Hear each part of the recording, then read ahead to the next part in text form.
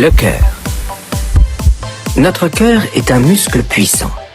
Il alimente en sang tout le corps, tous les organes et toutes les cellules de la tête aux pieds. Il bat pendant toute une vie sans faire la moindre petite pause, même pas une fois.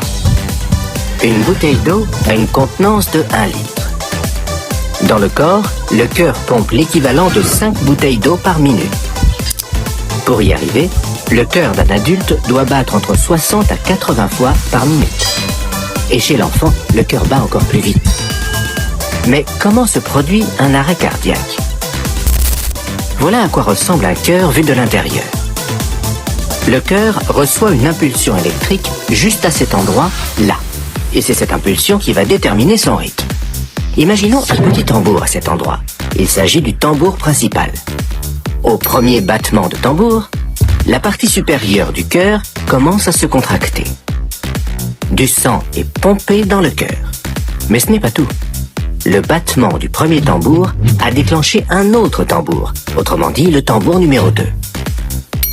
Et ce deuxième tambour déclenche à son tour plusieurs autres tambours.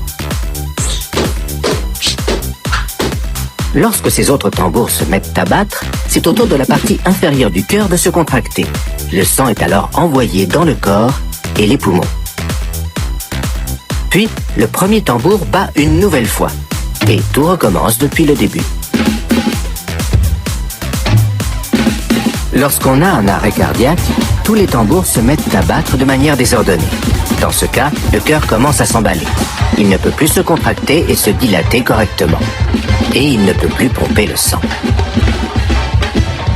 Il faut alors utiliser un défibrillateur qui envoie une impulsion électrique.